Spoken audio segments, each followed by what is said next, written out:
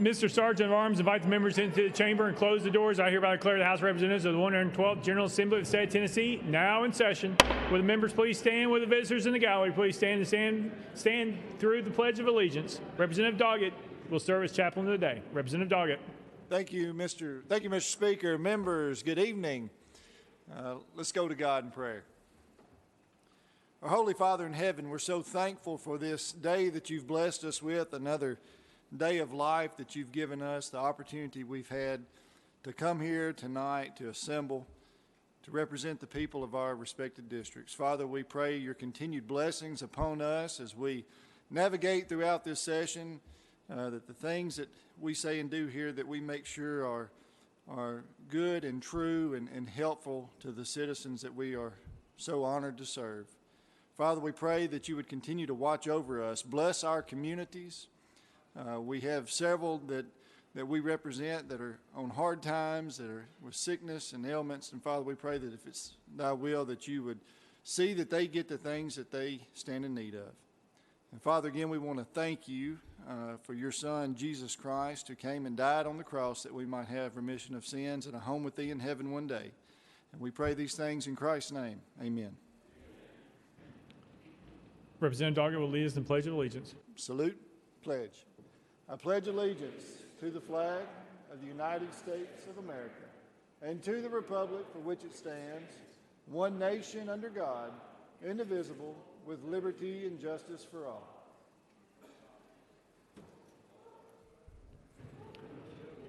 Mr. Clerk, please take the roll. Roll call.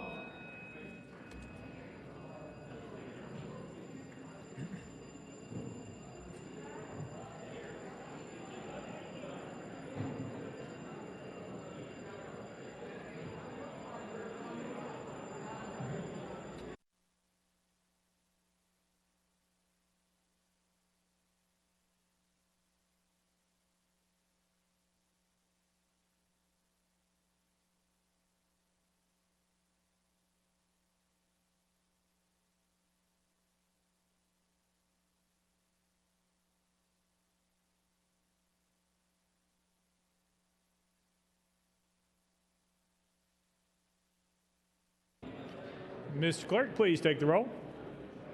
Mr. Speaker, 96 members present. Let the journal reflect that Representatives Byrd, Eldridge, and Carter are excused. Next order, Mr. Clerk. Welcoming and honoring. Welcome and honoring. Anyone seeking recognition? Representative Shaw. All right. Thank you, Mr. Speaker. Thank you. I'd like for the House to give me your attention. One of my constituents here today, myself and Leader Gantz's constituent is here, one of our traditional lenders, Miss Stacy Lippert from Bolivar, Tennessee. I'd like for the House to help me make her welcome today. If you'd give her a big hand.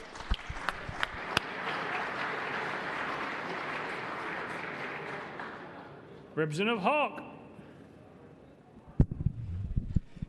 Thank you, Mr. Speaker. One of my 5 favorite constituents is having a birthday today. She may be watching. My sweet little mother turned 75 years old today, 3/4 of a century. If y'all could give her a little clap and make her feel glad on her birthday. Thank you so much.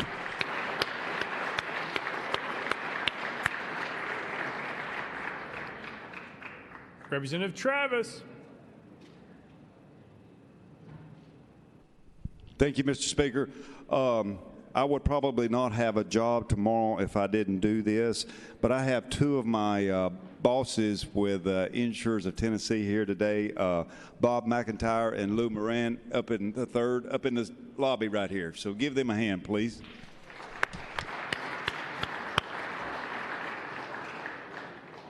Chairman Dixie. Thank you, Mr. Speaker. Today is one of my dearest friends' birthday. We've been friends since we were 16 years old, and we're barely 30 now. But I want to wish William Gann a happy 48th birthday. Thank you. Representative Hall.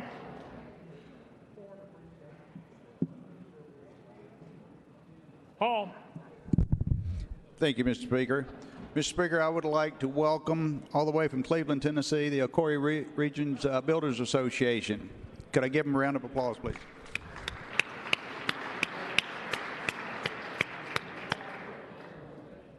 Any further recognition? Seeing none. Next order, Mr. Clerk. Introduction to resolutions. Lear Lamberth, you are recognized.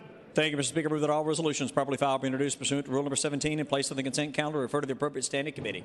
Without objection, so ordered. Next order, Mr. Clerk. Senate Joint Resolutions congratulatory and memorializing. Lear Lamberth, you are recognized. Thank you, Mr. Speaker. Move that all Senate joint resolutions congratulatory and memorializing lying on the desk be placed on the consent calendar pursuant to Rule number 17. Without objection, so ordered.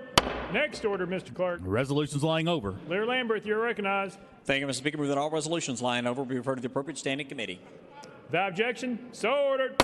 Next order, Mr. Clerk. Introduction of bills. Lear Lamberth, you are recognized. Thank you, Mr. Speaker. Move that House Bills 1609 be introduced and passed on first consideration. Without objection, so ordered. Next order, Mr. Clerk. Senate bills on first consideration. Lear Lamberth, you are recognized. Thank you, Mr. Speaker. Move that Senate Bill 29 and 744 transmitted by the Senate be held on the desk pending third consideration of the companion House bills. Without objection, so ordered. Next order, Mr. Clerk. Senate bills on second consideration. House bills on second consideration. Lear Lamberth, you are recognized. Thank you, Mr. Speaker. Move that House Bills 1603, 1604, 1607 be passed on second consideration and be held on the desk, refer to the appropriate standing committee. Without objection, so ordered. Next order, Mr. Clerk. Petitions and memorials, reports from standing committees, reports from select committees, calendars. Mr. Speaker, the House has a consent calendar. Chairman Zachary, you are recognized. Thank you, Mr. Speaker. I move passage of the consent calendar on third and final consideration in keeping with Rule 50. Gentleman moves passage of the consent calendar properly second. Mr. Clerk, any objections been filed? Mr. Speaker, item 54, House Bill 252, has been objected to by Chairman Dixie. Item number 59, House Bill 395, House Bill 395 has been objected to by Chairman Dixie. Item 62, House Joint Resolution 187, has been objected to by Chairman Dixie. Anyone seeking recognition on the consent calendar? Representative Johnson, you are recognized. Thank you, Mr. Speaker. After consulting with both leaders, I'd like to request on items 60 and 61, all members voting in the affirmative be listed as co-prime sponsors, with the Montgomery County members being listed first. Exclusion is duly noted. Without objection, so ordered. Anyone else seeking recognition on the consent calendar? Seeing none, we're voting on the consent calendar. All members favor vote aye when the bell rings. Those opposed vote no. Has every member voted? Does any member wish to change their vote?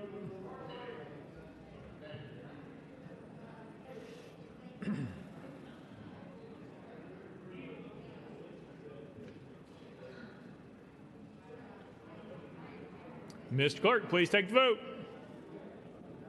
Ayes 91, no nays, 4 present, not voting. Having received the constitutional majority, I declare the consent calendar passed without objection. The motion to reconsider is tabled. Next order, Mr. Clerk. Mr. Speaker, the House has a regular calendar. Call up first bill, Mr. Clerk. House Resolution 17 by Representative Lynn, a resolution to honor and congratulate Brian Harris for his work with the Tennessee Right to Life. Representative Lynn is recognized at her desk. Thank you, Mr. Speaker. Please hold this bill on the desk. Without objection, so ordered. Call up next bill, Mr. Clerk. House Bill 16 by Chairman Sapicki and others relative to Teachers Discipline Act. Representative Sapicki, you are recognized. Thank you, Mr. Speaker. I move passage of House Bill 16 on third and final consideration. Representative Sapicki moves passage properly second. Mr. Clerk, call up the First Amendment. House Education Administration Committee Amendment number 1. Chairman White, you are recognized. Thank you, Mr. Chairman. This amendment clarifies that teachers must be trained in evidence-based behavior supports and that student discipline policies or codes of conduct must include evidence-based behavior supports and interventions. I move to adopt. Chairman White moves adoption amendment number 1. Properly second. Any discussion on the amendment? See none. All those in favor of amendment number 1 say aye. Aye. All those opposed say no. The ayes have it. You adopted. Next amendment, Mr. Clerk. Mr. Speaker, no further amendments. Representative Sapicki, you are recognized. Thank you, Mr. Speaker. Members, House Bill 16 is a bill that creates a process that enables a teacher, after certain steps, to permanently remove a disruptive student, a repetitively disruptive student from their classroom. In those steps, step 3 is a parent-teacher conference meeting with the teacher and the student along with their parents. And step 4 is where we bring the intervention in to our student to make sure that we're not missing a disability, to make sure we're not missing a behavioral issue, to make sure we're not missing an ACEs issue, adverse childhood experience, that could be detrimental to the student. And then step 5 is where you bring all of those collaborative efforts together to make sure that this student is getting the help that they need, not only so they can perform in the classroom, but so that they can stay in the classroom with their classmates and experience that camaraderie. Mr. Speaker, I'll be happy to answer questions.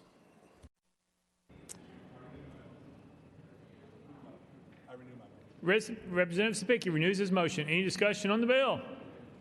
Representative Johnson of Knox. Thank you. I know that you said that there's some steps in doing this, but ultimately we're talking about exclusionary practices, exclusionary discipline, and we do miss students that have ACEs and students who have special needs. And I've had great concern expressed to me from teachers. I haven't had a single teacher that has asked me to vote for this legislation. We know that policies like this can lead to 2 times the number of students that, if they've been suspended, if they've been excluded from the classroom, 2 times more likely to not graduate, 2 times more likely to be involved in the criminal justice system. We see 2 to 3 times more likely that these discipline procedures affect students of color and special ed students. And, you know, even with the steps you've got in place, what we do know, what research does show, is that those positive behavior programs and restorative practices make your school safer. They lead to less misbehavior. Typically, these procedures lead to more increased misbehavior. But what we see with the restorative practice is a student is required to take ownership of what they did wrong and who they wronged, and you address the behavior through that practice. And so the concern with my constituents here is that these policies are not helping our kids to stay in school and to, I've even got one constituent in my district who, because of policies like this, committed suicide. And so it's really tricky, and I think that we have to be conscious of how this affects all of our children and look at the research that says when we put these positive consequences in place, or positive behavior management consequences, we get better results. And this is just concerning to many people in my district. Representative Stupicki. Thank you. Thank you, Mr. Speaker. Thank you, Representative. Precisely the reason that you're making those statements is precisely why it's imperative that we pass this legislation, because right now, every LEA arbitrarily sets what they want to do to address the needs of these special education kids or these potential behavioral kids to make sure that they're not removed from the classroom. House Bill 16 makes sure that your students and all of our students go through a process to make sure that nobody is missed, that the professionals are brought in to make sure that these children are screened, because the ultimate action of removing a child from the classroom should be the last thing that happens. And House Bill 16 makes sure of that. It also makes sure that your local LEAs are the ones that tell the principals and work with the principals on what steps are going to be taken with this child to make sure that they get the help they need. So there's multiple places in this bill that make sure that students that have a disability are going to be identified, because once they're identified under IDEA or special ed, they are protected by federal law. And without House Bill 16, those kids can be arbitrarily removed from a classroom and they get missed, just like you said. And I hope you support House Bill 16 to set that process in place. Representative Johnson. They actually already have that help from the IDEA. This bill doesn't change anything about that. But I must be mistaken, but I thought I heard you say at the beginning that that student could be moved from that teacher's classroom for good. And part of the issue is working out that misbehavior where it happened and with the people it happened with. And I I don't see complete attempts to remedy the situation. And like I said, we know through research that there are more ways to do discipline that generates better outcomes for all kids, that are fair, and they also make your school safer. And this is just not one of those plans. Representative Sapicki. Thank you. I appreciate your comments. Representative Cooper.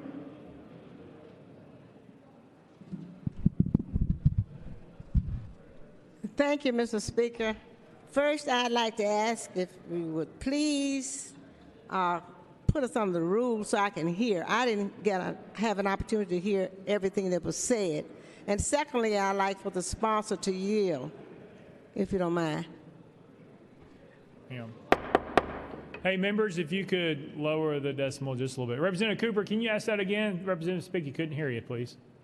Yeah, my question, will the sponsor yield? He does. Okay, thank you.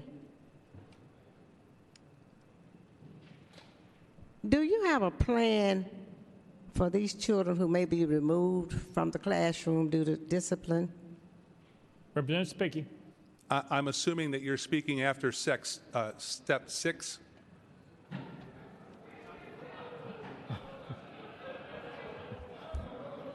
Representative Spicky. Come on now. Hang on. Representative Cooper. Hang on, everybody. Representative Cooper. In general, please. Representative Sapicki. Thank you, Mr. Speaker. In the course of the 6 steps, Representative Cooper, teachers still have the authority under, let's say, a fight breaks out in a classroom.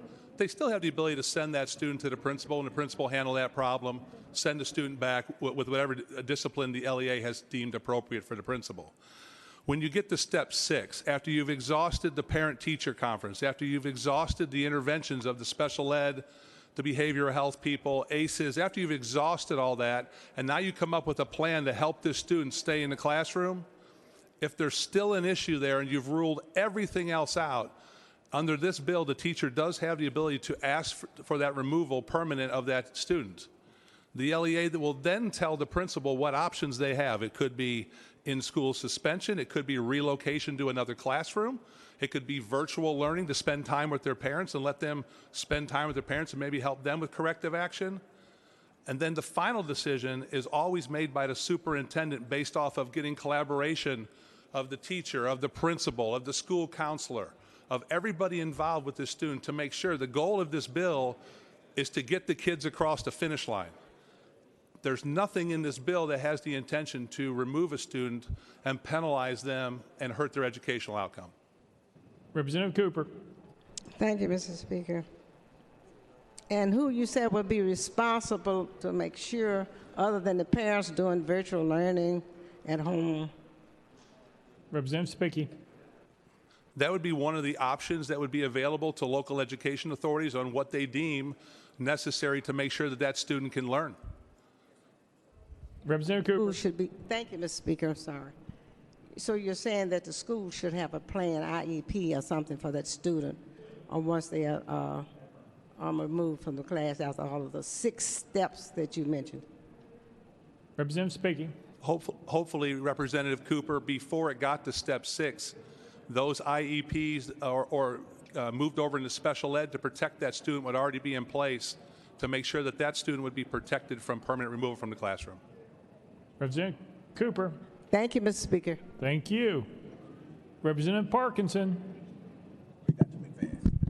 Thank you, Mr. Speaker. Thank you, Mr. Sponsor. I'm actually signed on to this bill, but I do have a question. A couple of years ago, and it's kind of along the lines what our esteemed colleague Representative Cooper was asking. A couple of years ago, we passed a bill that said if students are kicked out of the school or suspended, not suspended, but expulsion, that they will be sent to an alternative setting. Is that still in play with this bill, even though if this bill is enacted? Representative Spicky. Nothing in this bill reduces the ability for an LEA to manage itself. Representative Parkinson. Thank you, sir. Thank you, Mr. Speaker. Thank you. Representative Rudd, you're recognized. Thank you, Mr. Speaker. I want to thank the representative for bringing this. And every year I meet with the teachers, one of the top 2 or 3 issues they bring up is how one child can disrupt their classroom, and the entire classroom sometimes has to step out of the classroom into the hall to wait for them to calm down, and they have no recourse. This gives them some direction and cover, and I want to thank you for bringing it. It's a good bill. Any further discussion on the bill? Seeing none. Any objection to the question? Seeing none. All those in favor of House Bill 16 as amended, vote aye when the bell rings. Those opposed, vote no. Has every member voted? Does any member wish to change their vote?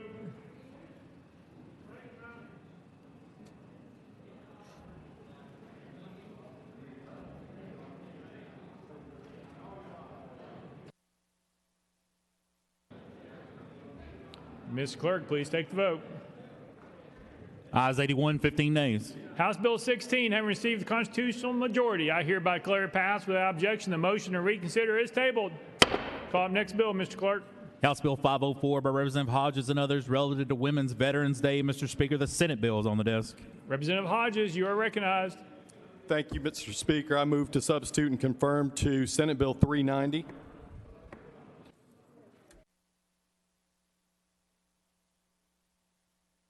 Representative Hodges moves to substitute and conform Senate Bill 390 without objection. So ordered. Representative Hodges. Thank you, Mr. Speaker. I move passage of Senate Bill 390 on third and final consideration.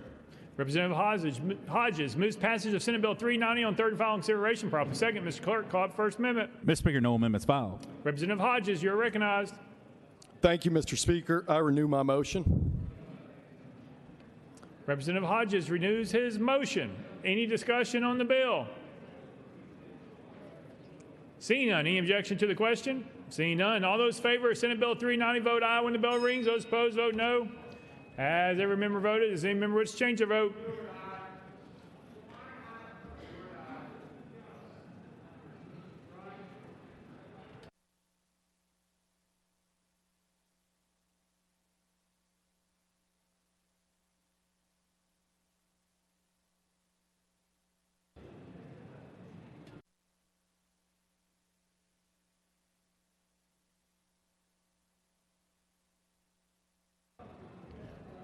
Ms. Clerk, please take the vote. Ayes 95, no nays. Senate Bill 390 having received constitutional majority, I hereby declare it passed without objection. The motion to reconsider is tabled. Representative Hodges.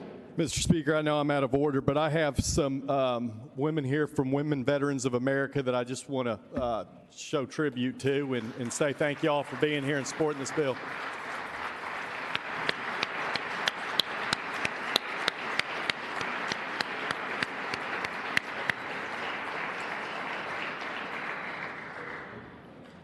Call up next bill, Mr. Clerk.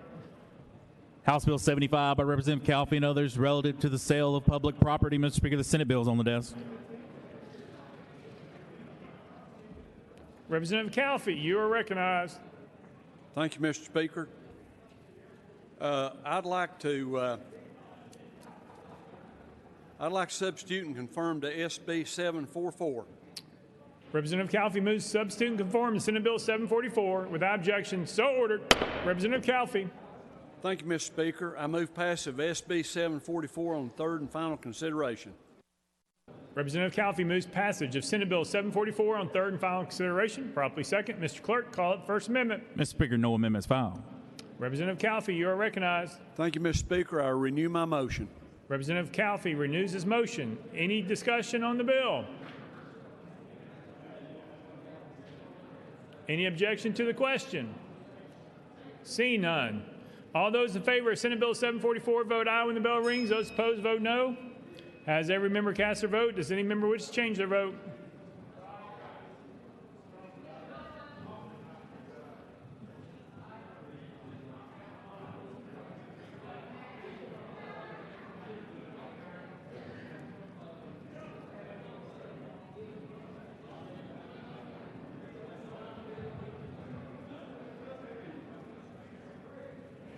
Mr. Clerk, please take the vote. Ayes 94, no nays. Senate Bill 744, having received the constitutional majority, I hereby declare it passed. Without objection, the motion to reconsider is tabled. Call up next bill, Mr. Clerk. House Bill 82 by Representative Wright and others, relative to employment protections for members of the Tennessee National Guard, Tennessee State Guard, and the Civil Air Patrol. Representative Wright, you are recognized. Thank you, Mr. Speaker. I move passage of House Bill 82 on third and final consideration. Representative Wright moves passage, properly second. Mr. Clerk, an amendment's been filed. Mr. Speaker, no amendments filed. Representative Wright, you are recognized. Thank you, Mr. Speaker. As a prior uniformed service member, I'm honored to present House Bill 82 on behalf of members of the Tennessee Army National Guard, Tennessee Air National Guard, Tennessee State Guard, and the Civil Air Patrol. Occasionally, some business and government leaders are unaware of the difference between reserve units and guard units, may even use the terms interchangeably, but they are different. Reserve unit commander-in-chief is the president. Guard units commander-in-chief is the governor. During the committee meetings hearing this bill, I used the 278th Armored Cavalry Regiment as an example. They were sent to Iraq in 2005. Currently, the 1st Battalion, the 181st Field Artillery Regiment, headquartered in Chattanooga, will have a 10-month Middle East deployment. The heart of this bill is what happens to the citizen after active duty. If the feds call you to active duty, the Uniformed Service Employment and Reemployment Act of 1994 defines the rights of all uniformed service members upon return from active duty. If the governor brings you to state active duty, for example, a national or natural disaster, then Tennessee code needs to define these reemployment rights for our Guard members. With that, I thank you, Mr. Speaker, and I renew my motion. Representative Wright renews his motion. Any discussion on the bill? Seeing none. Any objection to the question? Seeing none. All those in favor of House Bill 82, vote aye when the bell rings. Those opposed, vote no. Has every member voted? Does any member wish to change their vote?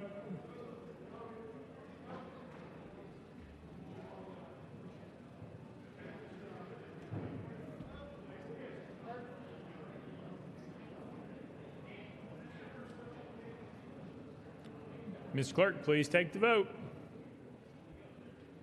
Ayes 94, no names. House Bill 82, having received the constitutional majority, I hereby declare it passed. Without objection, the motion to reconsider is tabled. Call up next bill, Mr. Clerk. House Bill 76 by Chairman Hicks and others, relative to the deposit of state funds. Chairman Hicks, you are recognized. Thank you, Mr. Speaker. I move passage of House Bill 76 on third and final consideration. Chairman Hicks moves passage, properly second. Mr. Clerk, call it First Amendment. House Finance, Ways and Means Committee, Amendment number 1. Chair Lady Hazelwood, you are recognized. Thank you, Mr. Speaker. I move adoption of the amendment, and I defer to the sponsor for the explanation. Chair Lady Hazelwood moves adoption of amendment number 1, properly second. Any discussion on the amendment? Seeing none. All those in favor of amendment number 1 say aye. Aye. All those opposed say no. You've adopted. Next amendment, Mr. Clark. Mr. Speaker, no further amendments. Chairman Hicks, you're recognized. Thank you, Mr. Speaker. This bill would create an exception to general law which would allow for net remittance arrangements with contractors when they would benefit the state. Mr. Speaker, I renew my motion. Chairman Hicks renews his motion. Any discussion on the bill? Seeing none. Leader Camper. Thank you, Mr. Speaker. Mr. Sponsor, I'm sorry I didn't hear you well, but is this the bill where we allow the contractor to take their fee out of their, you know what I'm saying? It escaped me. Before they turn the money over to the state. So they're allowed to take their percentage, their administrative fee or whatever that fee is out before they turn the money over to the state versus sending it in and trying to get it back? Chairman Hicks. Yes, ma'am, that is correct. Thank you. Any further discussion? Any objection to the question? Seeing none. All those in favor of House Bill 76 as amended, vote aye when the bell rings. Those opposed, vote no. Has every member voted? Does any member wish to change the vote?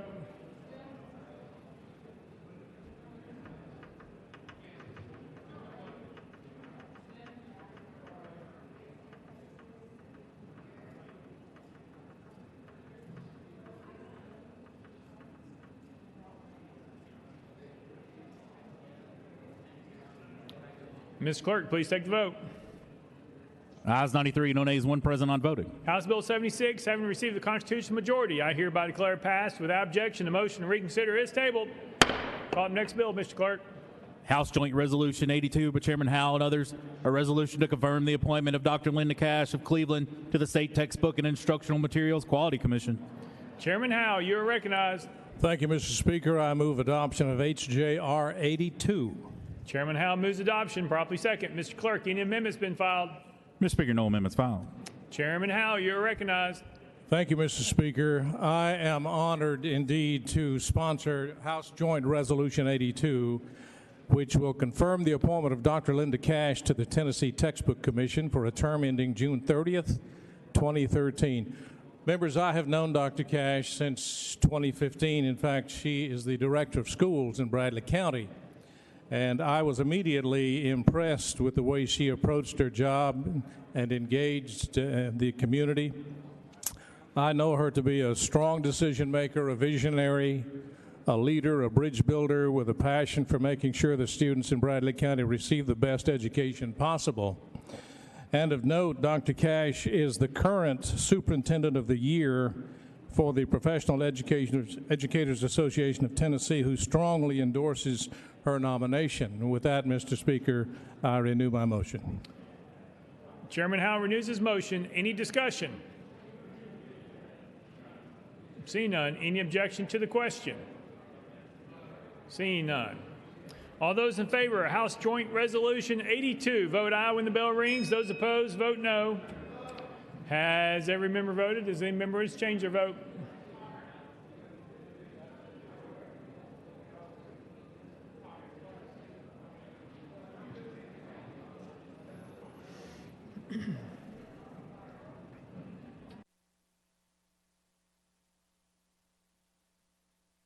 Ms. Clerk, please take the vote. Ayes 96, no nays. House Joint Resolution 82 received the constitutional majority. I hereby declare it adopted. Without objection, the motion to reconsider is tabled. Call up next bill, Mr. Clerk. House Bill 128 by Chairman Howell, relative to dedicatory instruments. Chairman Howell, you're recognized. Thank you, Mr. Speaker. I move passage of House Bill 128 on third and final consideration.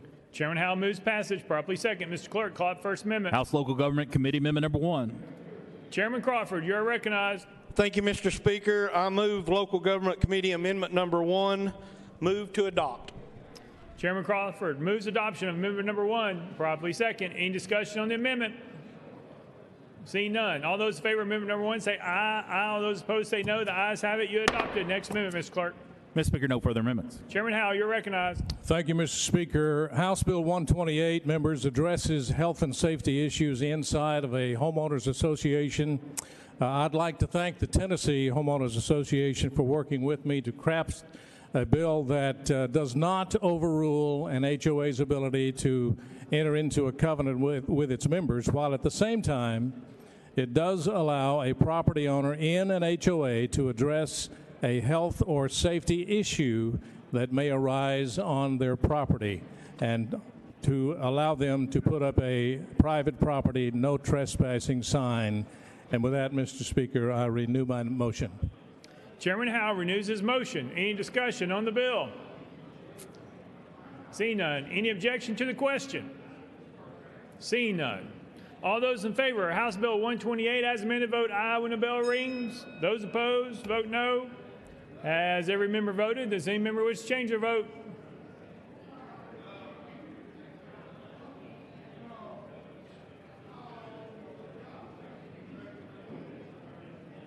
Ms. Clerk, please take the vote. Ayes 96, no nays. House Bill 128 having received constitutional majority, I hereby declare it passed without objection. The motion to reconsider is tabled. Call up next bill, Mr. Clerk. House Bill 132 by Chairman Hazelwood, relative to nonprofit gaming. Mr. Speaker, the Senate bill is on the desk. Chair Lady Hazelwood, you are recognized. Thank you, Mr. Speaker. I move to substitute and conform to Senate Bill 0004. Chair Lady Hazelwood moves to substitute and conform to Senate Bill 4. Properly second without objection. So ordered. Chair Lady Hazelwood, you're recognized.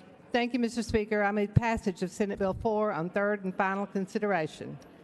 Chair Lady Hazelwood moves passage of Senate Bill 4 on third and final consideration, properly second. Mr. Clerk, call the First Amendment. House State Government Committee Amendment Number 1. Mr. Speaker, it's the same as Senate Amendment Number 1.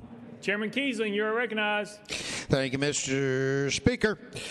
The amendment rewrites part of the bill to require the time frame in which a charitable gaming event is held after the event date listed in the event application. Be no later than 60 calendar days or June 30, 21, whichever date is earlier. It is the same as the Senate amendment, so we move to withdraw. Thank you, Mr. Speaker. Without objection, Amendment Number 1 is withdrawn. Next amendment, Mr. Clerk. Mr. Speaker, no further amendments. Chair Lady Hazelwood, you are recognized. Thank you, Mr. Speaker, and Chairman Kiesling has done a remarkably good job of explaining the bill. This is simply to allow, as you know, COVID has impacted many things, including some of the gaming opportunities that were approved by the Secretary of State's office, and this just gives a little flexibility to organizations that had that approval but weren't able to complete them during the regular normal time.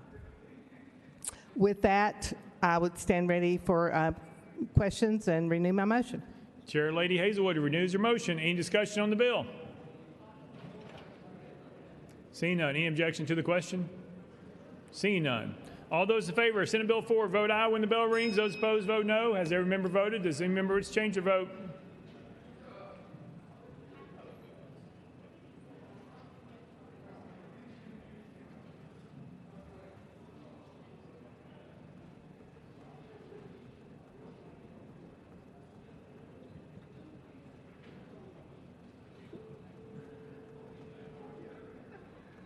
Ms. Clerk, please take the vote.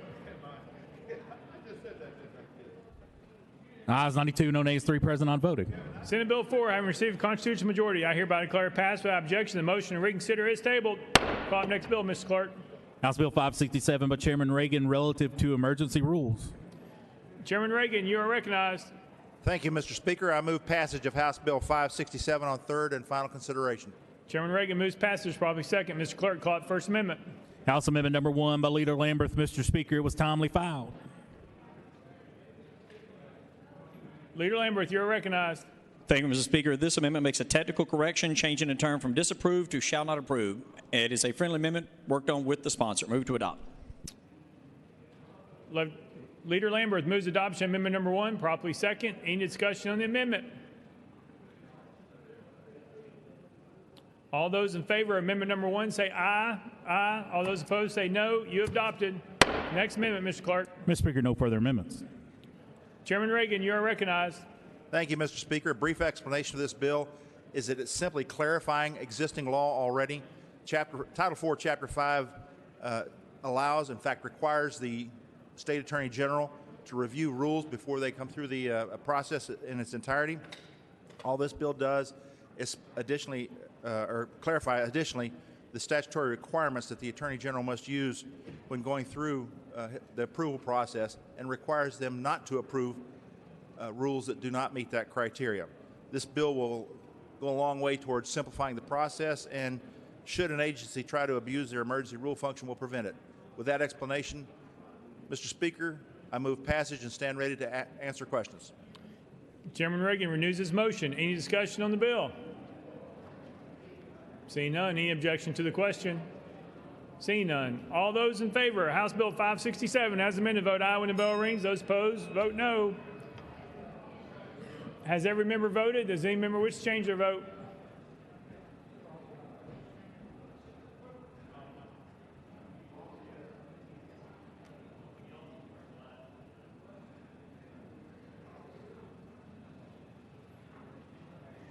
Mr. Clerk, please take the vote. Ayes 72, 20 nays, 3 present, not voting. House Bill 567, having received a constitutional majority, I declare it passed. Without objection, the motion to reconsider is tabled.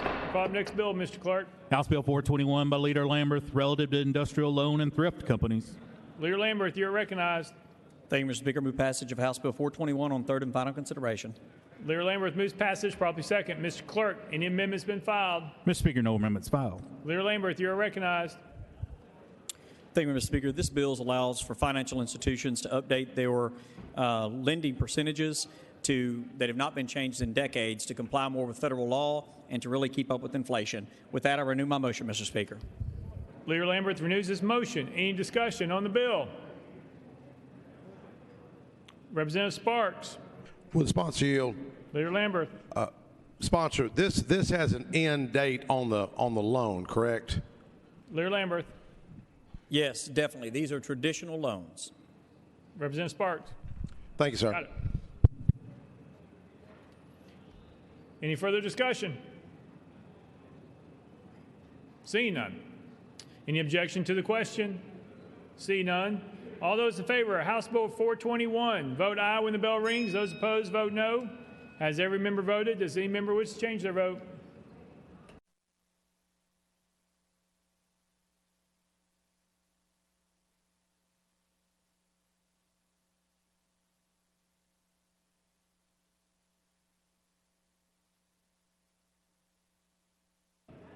Mr. Clerk, please take the vote.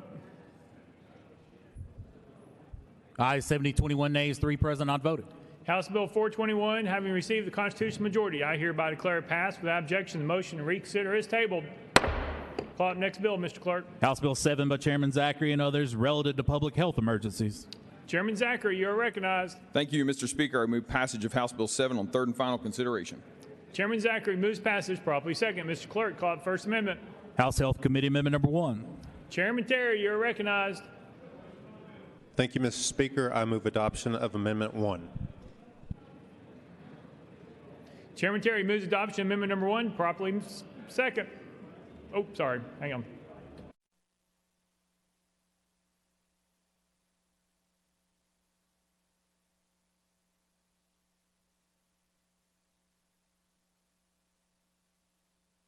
Chairman Zachary moves adoption amendment. Chairman Terry moves adoption amendment number 1. Mr. Clerk. Mr. Speaker, we have Amendment 1 to 1. That's Amendment 1 to Amendment 1 by Chairman Zachary. Mr. Speaker, it was timely filed. Chairman Zachary, you're recognized. Thank you, Mr. Speaker. I move adoption of Amendment 1 to Amendment 1. Chairman Zachary moves adoption of Amendment 1 to Amendment 1, properly second. Any discussion on the amendment? Seeing none. All those in favor of Amendment number 1 to Amendment number 1 say aye, aye. All those opposed say no. You have adopted. Chairman Terry, you're recognized. Thank you, Mr. Speaker. I renew my motion on Amendment 1 as amended.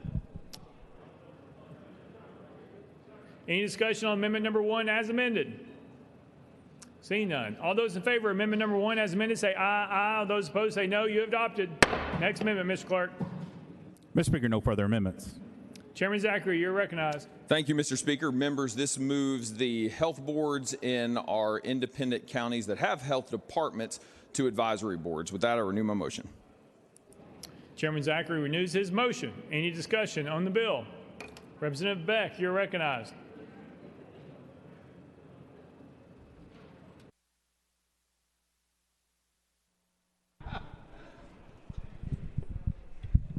Thank you, Mr. Speaker. We'll improvise here. Will the sponsor yield? Chairman Zachary. Yes, sir, and I did not disconnect your microphone. It was not me.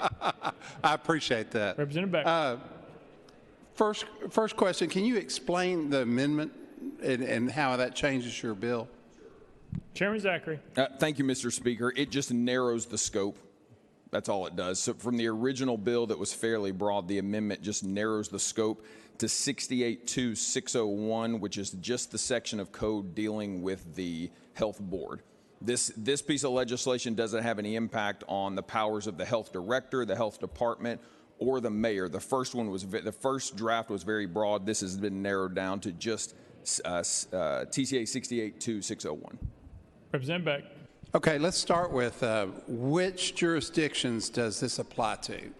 Chairman Zachary. Thank you, Mr. Speaker. So currently we have 6 counties with their own independent health department. 4 of those counties have health boards, but this applies to any county, all 95, that would want to form a health board or that currently has a health board. Representative Beck. So if the health board as it exists now has the ability under present law to curtail our activities that it deems to threaten basically public health? How will this change their ability to curtail activities that they would deem to be against public health? Chairman Zachary. Thank you, Mr. Speaker. So this legislation would apply if there is an emergency situation in a county. They would move to an advisory board. Representative Beck. So if there's an outbreak of measles and the health department or the health board, which here in Davidson County, a world-renowned physician from Vanderbilt is the chair of our health board.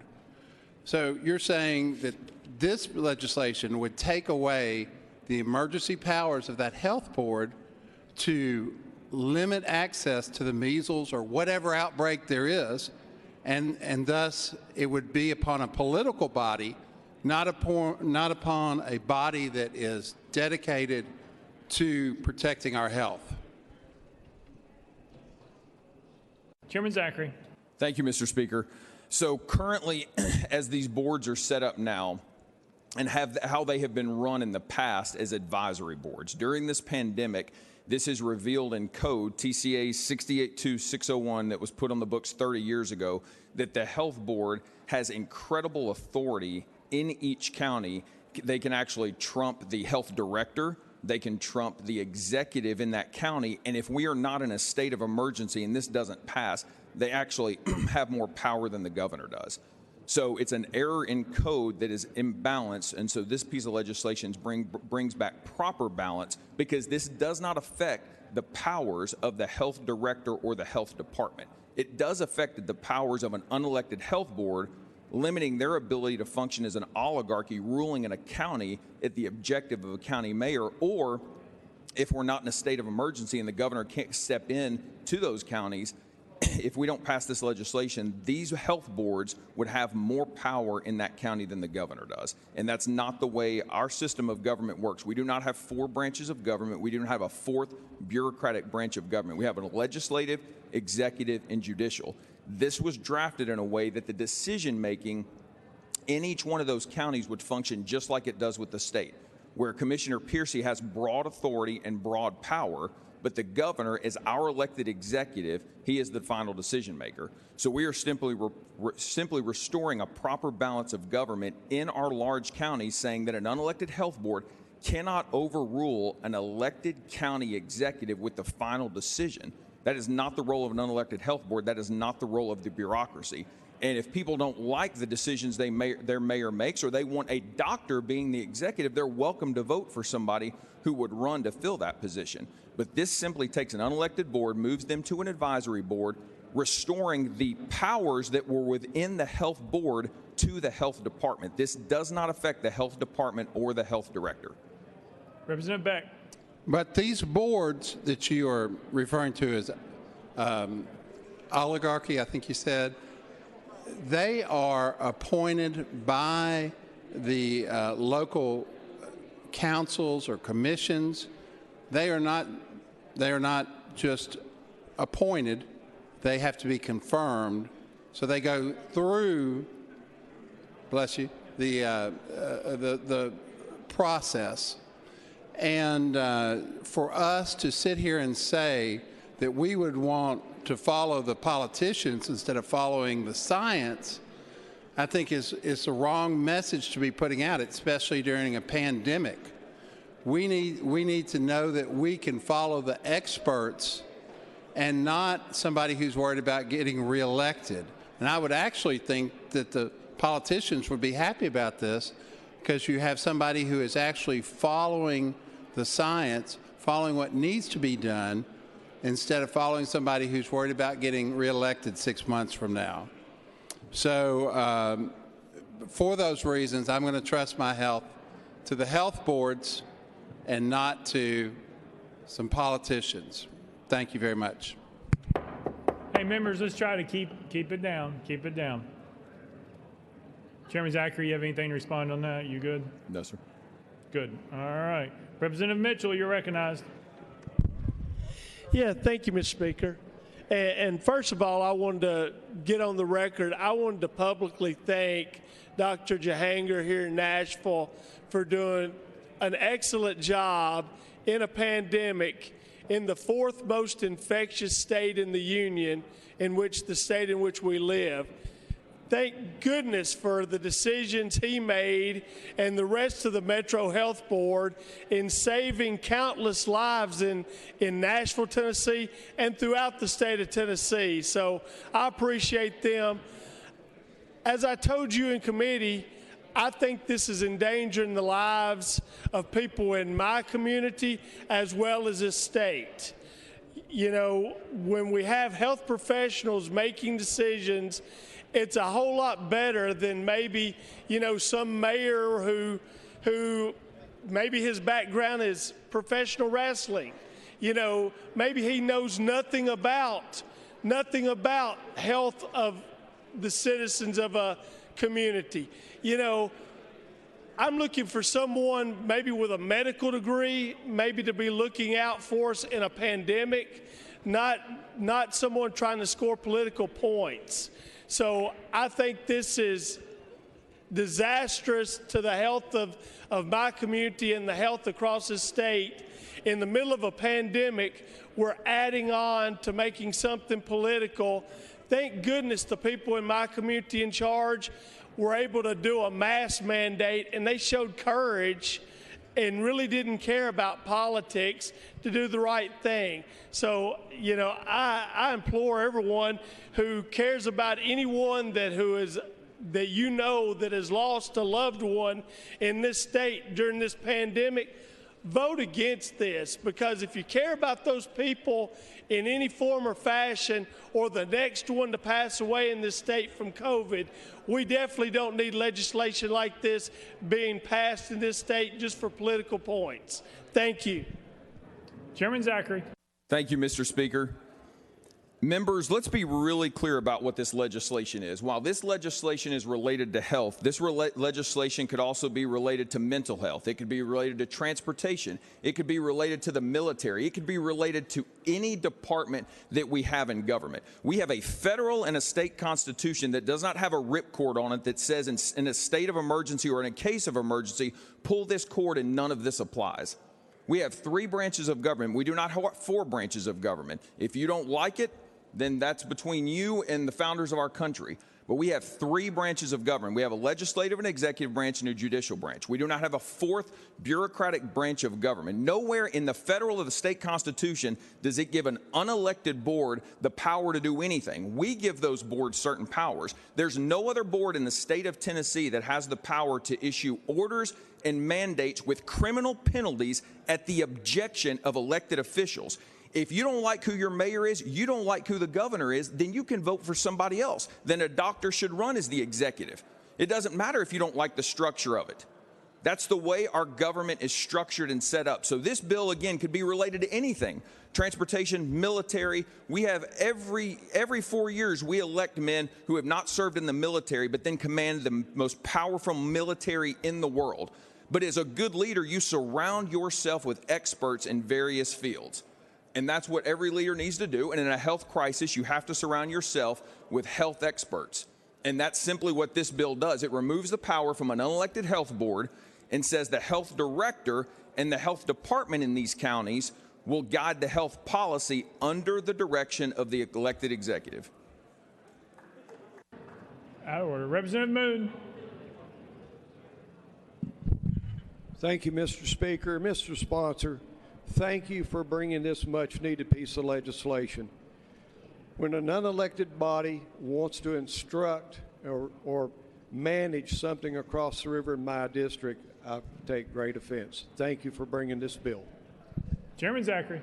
Thank you, Chairman Moon. And what Chairman Moon is referencing, members, the Knox County Health Department had as one of their items, they were requesting that the governor provide them the authority to regulate every county that touched Knox County. Well, I can assure you the county mayors in those surrounding counties did not support that. Chairman Moon is representing Blount County, and Mayor Mitchell was one of those. So thank you, Chairman. Representative McKenzie. Thank you, Mr. Speaker. Mr. Zachary, well, so was that request honored by that you just spoke of? Chairman Zachary. Say that again, Representative McKenzie. Representative McKenzie. Thank you, Mr. Speaker. Was that request to regulate other counties outside of Knox County honored by the governor? Chairman Zachary. No, sir. Fortunately, they pulled it. Representative McKenzie. Thank you, Mr. Speaker. So that was a moot or non-point. What exactly happened over the last year that you are opposed to in terms of how these 6 counties regulated their health during this pandemic? Chairman Zachary. Thank you, Representative McKenzie. I don't think I can make it any more clear. This is the fact that we have an unelected board in 4 counties that has more authority than the elected county executive. They're actually making decisions beyond even what the health director would advise. And then if this bill does not pass, they will have more power in these counties than the elected governor, who's the leader of our executive branch for the state. Representative McKenzie. Thank you, Mr. Speaker. You know, as you spoke eloquently about our great military and the men and women who serve, there's a process as well. The general does not make all the decisions. Those decisions are left for tactical and logistical terms to the people who are best qualified and trained to make those decisions. It seems that's what this process yielded. It set the mayor to pick the best and the brightest from his or her community, and then have those people evaluate this. Again, this was a once-in-a-century kind of event. And I guess my last question is, what does being unelected have to do with the health of a nation, the health of a county, the health of a community? It just seems to me that this is an unneeded law that we're about to pass. Thank you, Mr. Speaker. Chairman Zachary. Thank you, Mr. Speaker. We have 3 branches of government, not 4. We do not have a 4th bureaucratic branch of government, and that's what these unelected health boards are. Representative Reagan. Thank you, Mr. Chairman. I move previous question. Question's been called. Any objection to the question? We have objection. We're going on the board. We're voting on previous question. All those in favor vote aye when the bell rings. Those opposed vote no. Has every member voted? Does any member wish to change their vote?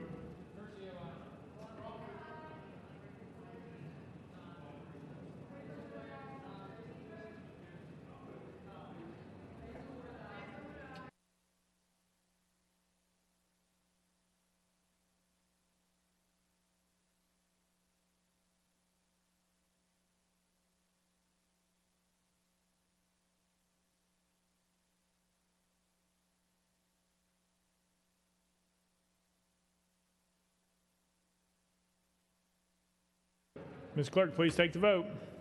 Aye, 67, 26 nays, 1 present, not voting. Previous question prevails. We're voting.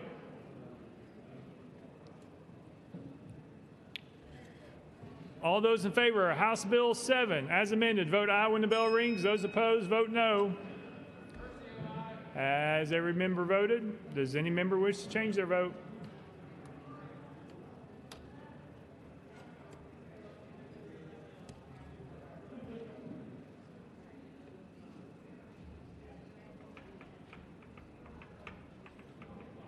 Ms. Clerk, please take the vote. Aye, 67, 26 nays, 1 present, not voted. House Bill 7 having received the constitutional majority, I declare it passed. Without objection, the motion to reconsider is tabled. Call up next bill, Mr. Clerk. House Bill 84 by Representative Manis and others, relative to the statute of limitations for tax collection. Representative Manis, are you sure? Representative Manis, you're recognized. Thank you, Mr. Speaker. I move passage of House Bill 84 on third and final consideration. Representative Manis moves passage. Probably second. Mr. Clerk, any amendments been filed? Mr. Speaker, no amendments filed. Representative Manis, you're recognized. Thank you, Mr. Speaker. Members, House Bill 84 addresses the statute of limitations for the collection of tax liabilities from taxpayers that are involved in bankruptcy.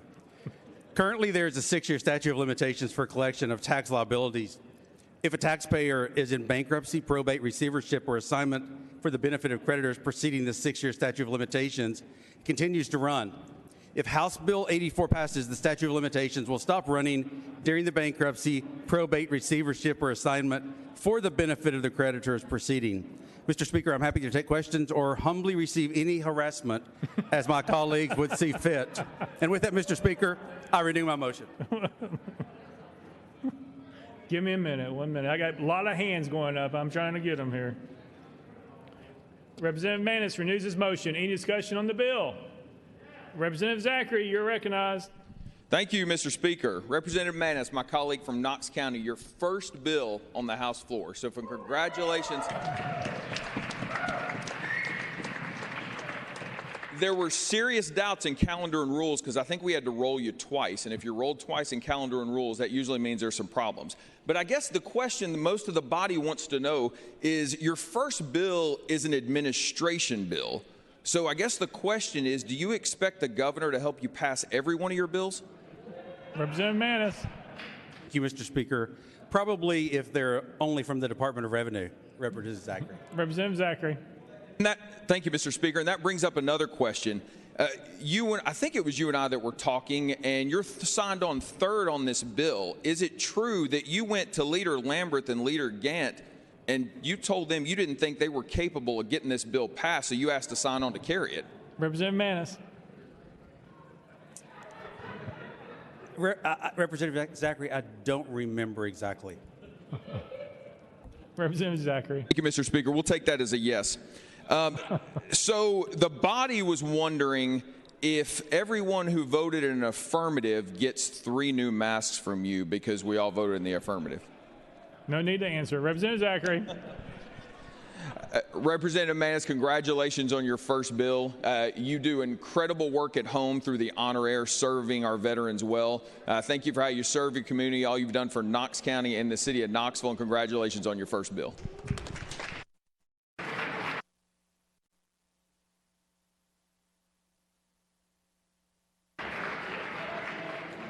We're not done yet, sir. Representative Calfee. Thank you, Mr. Speaker. Representative Manis, I was going to ask you this last week, but I forgot, and this might be a good time. You know, I've been a customer of yours at the cleaners for many years now. Do you all clean and block felt hats? Representative Manis. Thank you, Mr. Speaker. Yes, sir, we do. Representative Calfee. Them calves knocked me down the other day in a barn lot, so one of my felt hats, Western hat, has got mud and some other things on it. Should I wipe it off with a cloth before I bring it to the Farragut store? Representative Manis. Thank you, Mr. Speaker. No, sir, I would not recommend that. Representative Calfee. As dirty as it is. Okay, thank you, sir. Congratulations on your bill. Thank you, Mr. Speaker. Representative Todd. Thank you, Mr. Speaker. Sponsor, would you mind if we roll this bill till Thursday's calendar in order to really delve into the ramifications of it? Representative Manis. Thank you, Mr. Speaker. I would prefer not to do that, but Representative Todd. Representative Todd. Thank you, Mr. Speaker. So just a preference. I would just ask the body to consider that. Thank you, Mr. Speaker. Thank you. Representative Vaughn, you're recognized. Thank you, Mr. Speaker. And Representative Manis, as I was sitting there listening to you drone on and on and on and further on about taxes and things like that, something very important came to my mind last night. Did you see that Oprah interview? Representative Manis.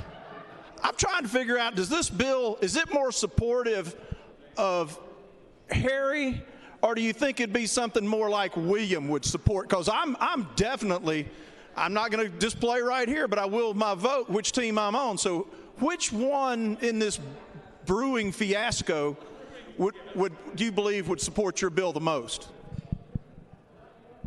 Representative Manis? Thank you, Mr. Speaker. It's probably Representative Vaughn more supportive of Megan. Representative Vaughn. Excuse me, Mr. Speaker. I'm sorry, I did not hear that answer. It's more supportive of, did you say Harry? Representative Manis. Thank you, Mr. Speaker. Meghan Markle. Representative Vaughn. Thank you, Mr. Speaker, and I think that's something we can all agree on. So, congratulations. We are glad you're here, Representative Manis. We look forward to you being a great representative and a great member of this body. Chairman Faison. Thank you, Mr. Speaker. I just actually have two questions. And Representative Manis, do you consider yourself a praying man? Representative Manis. Thank you, Mr. Speaker. Absolutely, sir. Chairman Faison. Would that make you a praying Manis?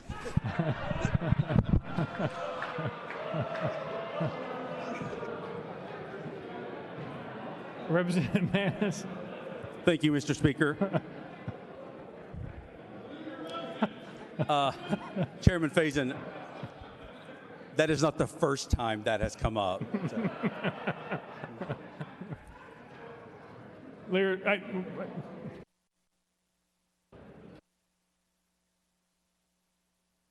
Representative Clemens. Thank you, Mr. Speaker. I just wanted to point out that it's taken 6 Republicans to do the job of one Matthew Hill. I'd be embarrassed.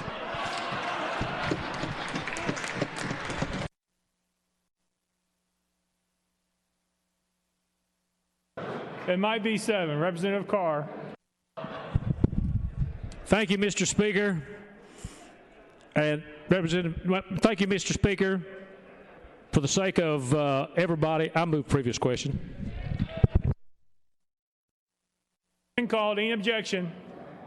Seeing none. All those in favor of House Bill 84, vote aye when the bell rings. Those opposed, vote no. Has every member voted? Does any member wish to change their vote?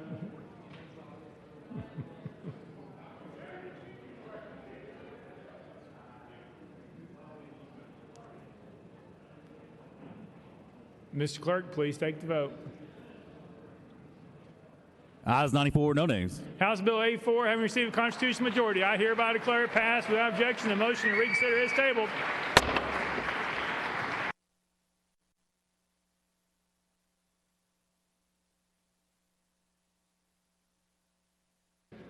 Call up next bill, Mr. Clerk. House Bill 23 by Representative Darby and others, relative to speech language pathologists. Mr. Speaker, the Senate bill is on the desk. Representative Darby, you're recognized. Thank you, Mr. Speaker. I move to substitute and conform to SB 0233. Representative Darby moves to substitute and conform to Senate Bill 233. Without objection, so ordered. Representative Darby. Thank you, Mr. Speaker. I move passage of SB 0233 on third and final consideration. Representative Darby moves passage of Senate Bill 233 on third and final consideration. Properly second. Mr. Clerk, call up First Amendment. Mr. Speaker, no amendments filed. Representative Darby, you're recognized. Thank you, Mr. Speaker. This bill requires the Department of Education to survey all local education agencies to determine whether the number of licensed speech-language pathologists is sufficient to meet certain needs and report its findings and recommendations to the education committees of the Senate and House of Representatives by January the 15th, 2022. And I renew my motion. Representative Darby renews his motion. Any discussion on the bill?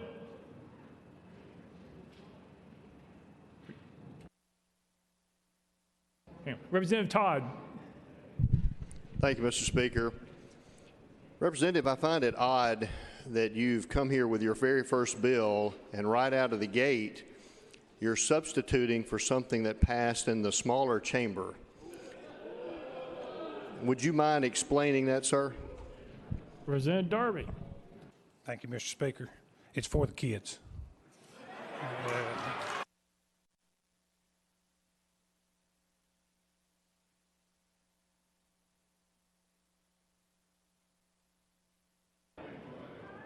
Chairman Faison. Thank you, Mr. Speaker. Representative Tandy, are you kin to Darby O'Gill and the Little People? All right, no, in all serious, Representative, this is a pretty interesting bill you're carrying. I'm excited for you. There's actually some acronyms in here and some big words, and we kind of want to make sure if you're passing a bill that you get the acronyms, you understand the words. I mean, we're fixing to do something. The bottom of the bill says the public welfare requirement. So I noticed in the first line it says the LEAs.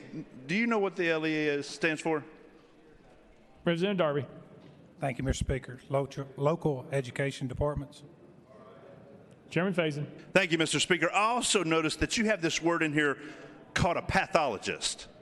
Do you have you got the background on the pathologist there, Representative Candy?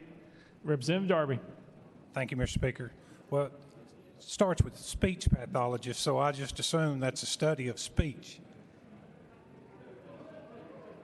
Chairman Faison. All right, so you feel pretty confident about that? Now, are you aware of how many school districts are in Tennessee? Representative Darby. Thank you, Mr. Speaker. No, sir. Chairman Faison. We have close to 140 plus school districts. Are you aware of that? Representative Darby. Yes, sir.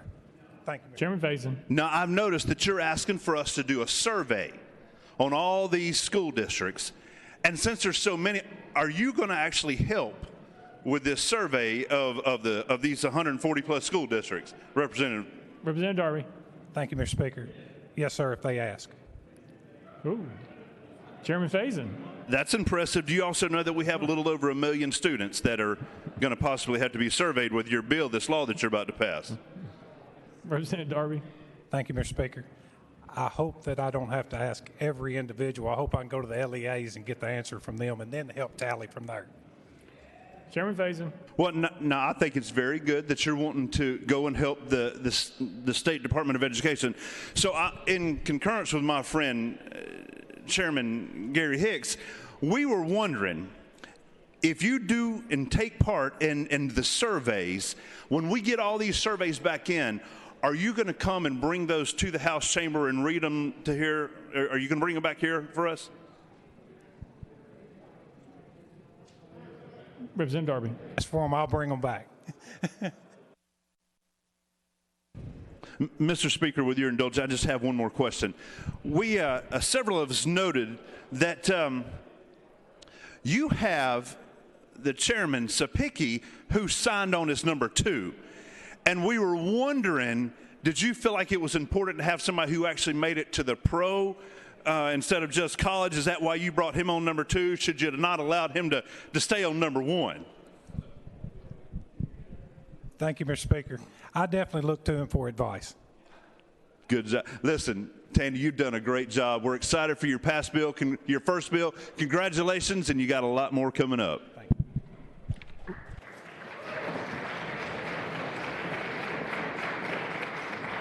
Representative Vaughn.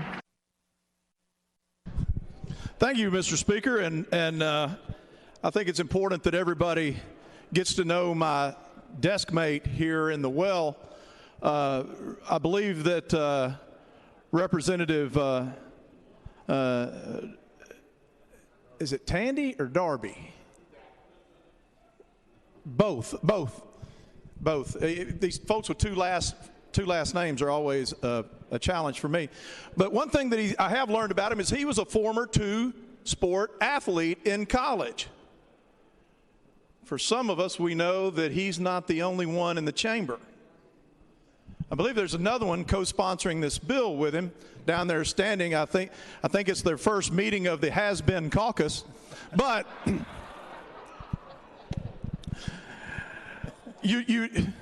no names were called, sir. No names were called.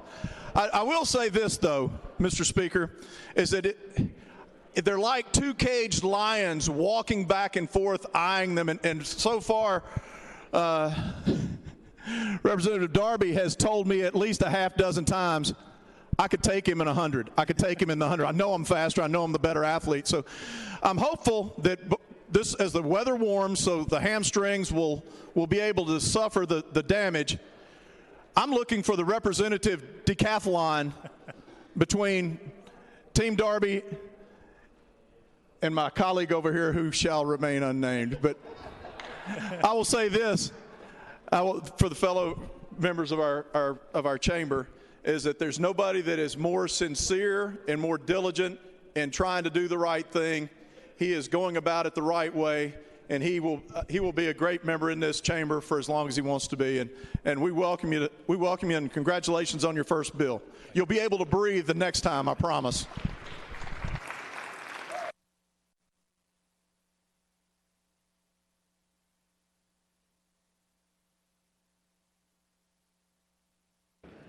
Representative Sapigi. Thank you, Mr. Speaker. I want to say it's an honor with my fellow representative up there to be a member of the has-been caucus as opposed to some that were never was.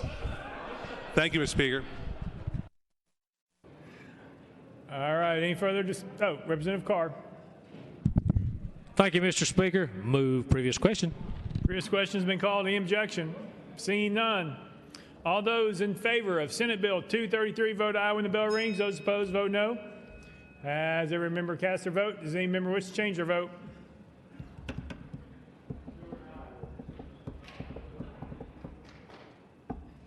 Ms. Clerk, please take the vote. Ayes 95, no nays. Senate Bill 233, having received a constitutional majority, I hereby declare it passed without objection. The motion to reconsider is tabled. Call up next bill, Mr. Clerk. House Joint Resolution 174 by Chairman Wendell, a resolution to recognize Brigadier General Curtis J. Winstead of the Tennessee Army National Guard on the occasion of his retirement. Chairman Wendell, at your desk. Mr. Speaker, Colonel Whitson and I move that HJR 174 be placed on the April 5th calendar. Thank you. Without objection, House Joint Resolution 174 placed on the April 5th calendar. Call up next bill, Mr. Clerk. That completes the regular calendar, Mr. Speaker. Next order. Unfinished business. Unfinished business. Unfinished business. Representative Powers. Thank you, Mr. Speaker. The House Banking and Consumer Affairs Subcommittee will have a workers' comp calendar on Wednesday, March 24th. All worker comp bills should be put on notice by Friday, March 12th, so they can be referred to the Workers' Comp Advisory Committee. Thank you. Next order, Mr. Clerk. Announcements. Announcements. Representative Howe. Thank you, Mr. Chairman. Members, if you intend to file an amendment to the Transportation Omnibus Bill, please get it to my office as soon as possible. Thank you, Mr. Leader Lamberth. Thank you, Mr. Speaker. Members, most of you should have already received an email. If you've not, you will soon for this year's prayer service. This will be on Wednesday, March the 24th at 7 a.m. The speaker will be there. I will be there. We would ask that you guys be there if at all possible. It's going to be over at the Grand Ole Opry House. There'll be plenty of parking. There'll be shuttles going back and forth. But they do need to, because of COVID protocols, I mean, obviously everything will be much more spread out than it is in normal years. So they need everybody to RSVP ahead of time. And so this is a bipartisan event, and we would really, really hope that everyone would come. They'll have musical guests Natalie Grant, Bernie Herms, the Lipscomb University Choir, a special guest playing the piano while we're there that will remain a surprise, and of course our Governor Bill Lee will be there. So if y'all can, please, please, please RSVP to that, to either Marlene Tidwell, or you should have received an email with some further instructions. Thank you, Mr. Speaker. Any further announcements? Next order, Mr. Clerk. Roll call. Roll call.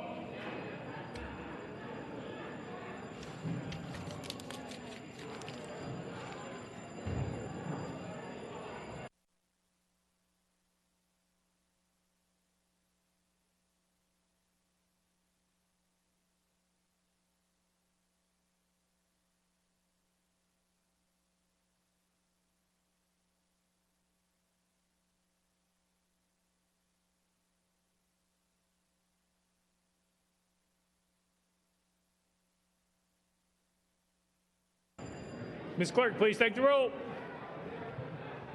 Mr. Speaker, 95 members present. Next order, Mr. Clerk. That completes the regular order, Mr. Speaker. Leader Gant, you're recognized. Thank you, Mr. Speaker. I move that the House stand in recess until 9:30 a.m. on Thursday, March 11th, 2021. Without objection, the House stands in recess until 9:30 a.m. on Thursday, March 11th, 2021.